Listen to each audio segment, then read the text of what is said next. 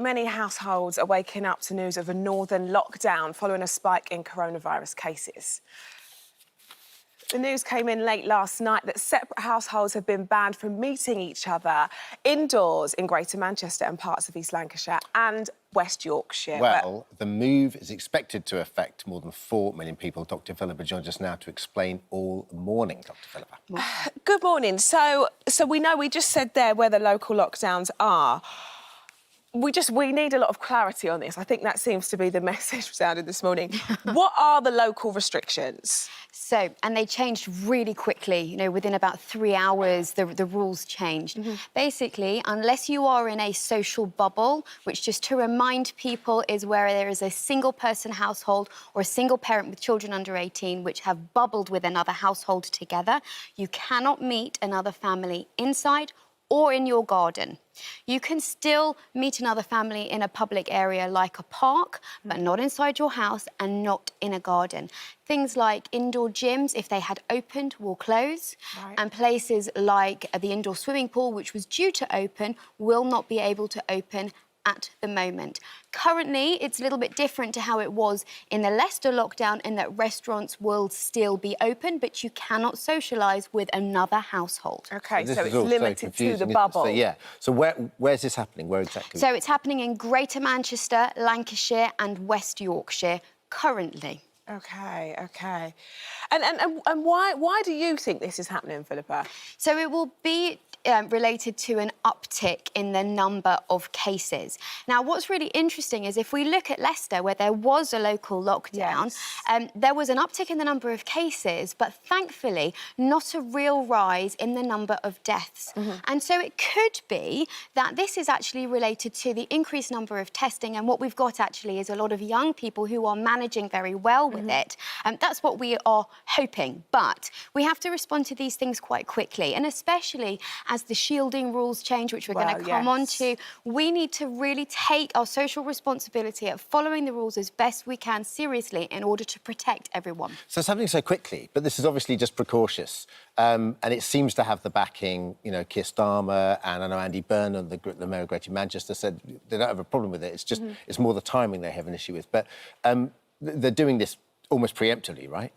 So we're doing it on the back of some numbers, and if do you remember right at the beginning we were talking about how we're just starting to climb the curve, OK? So as soon as you see the beginning to climb the curve, that's the time that you have to act. We don't want to wait until we are far the way up here. We need to act when we are down here so that we only get to about there as opposed to there. So if you've got a holiday, would that now be cancelled? So at the moment, no. You can travel with your household to one of these areas, and you can stay in a rented accommodation or even in a hotel, but you can't go and stay with another household. But could you leave to go on holiday? At the moment, you can leave the affected area for certain things. So you can leave for a wedding, up to 30 people, but otherwise you shouldn't be leaving. OK, we'll find out more about shielding in just a second. Let's head now to the president of Bradford Council for Mosques, Sulfi Karim. Sulfi, you with us? Yes, I'm here. Good morning. Good morning. To talk to you. Obviously, you know, this is going to have huge implications for your community because of Eid. So how do you feel about the lockdown announcement? Shocked at the timing of it, not shocked at the announcement of lockdown. I think in northern cities here in Bradford, we have been aware of the increased numbers. But actually, for somebody who should be celebrating Eid this morning and to be sat here in my empty garden without any other family members talking to you guys live on television is not how I expected to be celebrating my Eid. So obviously very different to what we've been normally doing. Yeah, for sure. And why do you think Bradford is seeing an increase in cases?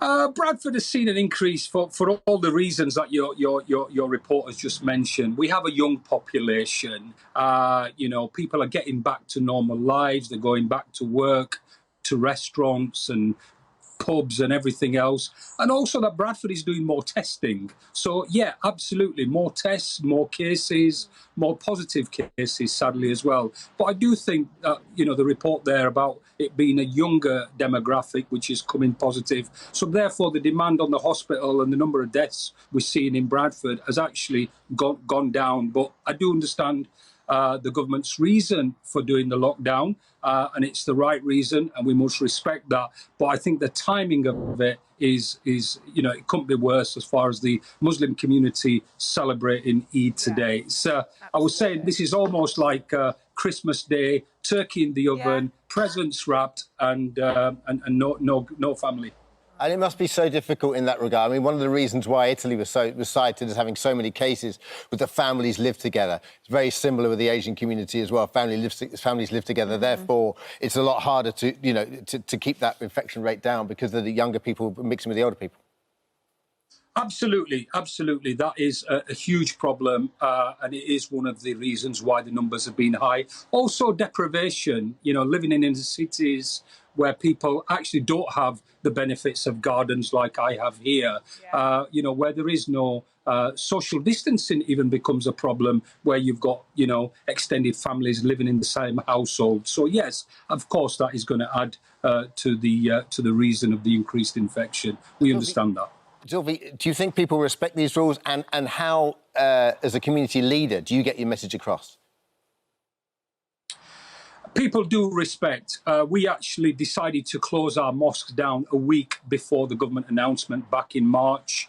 And the community and the mosques in particular, the voluntary sector, the businesses have been absolutely wonderful. We've worked with our local authority here. So I don't think there is an issue of people not communicating, not getting the messages. I think it's just because of the population stats, the demographics, that we have some of these increased spikes in numbers in northern towns like Bradford, Kirklees, and obviously the other side in Lancashire as well.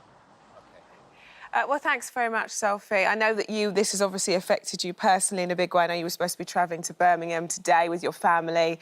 So we're sending you lots of love this morning. Thank you, thank you. And also a big support to all the COVID survivors. I suffered COVID for 4 months, so I know what it's like firsthand. So thank you. Well done. Thank you, Sophie. Thank you very much. Philippa, that's 4 months is a very long time, goodness me. Let's now talk about shielding, because that's another big thing in the news today. So people in these areas will be asked to shield after tomorrow. That's right, isn't it? So the rules are changing sort of really, really rapidly. This is the hardest thing to technology, I think. Even as we're here reading this now, it could have possibly changed. So since last night and places that we've been looking, the information has changed. And I really encourage people to keep looking at the government website, you know, or contact your local council to be sure that, or watch your local news to be sure that you're getting the right rules for your area. Yes. With regards to shielding, these are the really high risk, clinical risk people that were extremely vulnerable to COVID that we've asked to essentially stay at home in their bedrooms, separated from even their families since March. And that has a huge mental burden. And these are people, for example, who might have had an organ transplant. So they're on medication which will suppress their immune system. From tomorrow, in England, Northern Ireland and Scotland, the shielding system ends. In Wales, it's August the 16th. Now, in areas of local lockdown, you may be asked to continue to shield. What it means, though, for most people, is that they now can follow the same rules as everybody else. And so if you're somewhere where you can be in a social bubble, where you can meet outside, then you follow the same rules as everybody else. But we are asking these people to still be really, really stringent, especially with the social distancing and the hand washing. What ends tomorrow is the support boxes, so the food boxes that were sent to people who were shielding. But what doesn't end, and if, for example, your area goes into a local lockdown, the NHS Volunteers Scheme is still available and you can still register for it. And that means that somebody will bring you your own food delivery or your medication delivery. So I would definitely recommend that people look at that. And you're still eligible for priority slots for supermarket delivery. But for people who have been at home, isolating and not even gone for a walk, this is a huge relief. Massive. But in one respect, it is, because they can get out. In another respect, I imagine people will be so anxious. Yeah. This is exactly. And worried to go out in the first place. You know, So- like you said, the mental implications are huge. The mental health toll of staying at home, and then the totally understandable anxiety that actually I think that even most of us that weren't course, shielding navigating that new normal. began to sort of view our homes as our safe castles, and then stepping outside what's safe and what isn't safe, and it's about dealing with other people and other people affecting your risk. And that's why we're saying it's so important that other people follow those social distancing, hand washing rules, face covering rules in order to protect everyone around you. Great. Well, thank you very much, Philippa. We need you on speed dial. You make things a lot clearer All for day, us. Thank you. every day. Yes,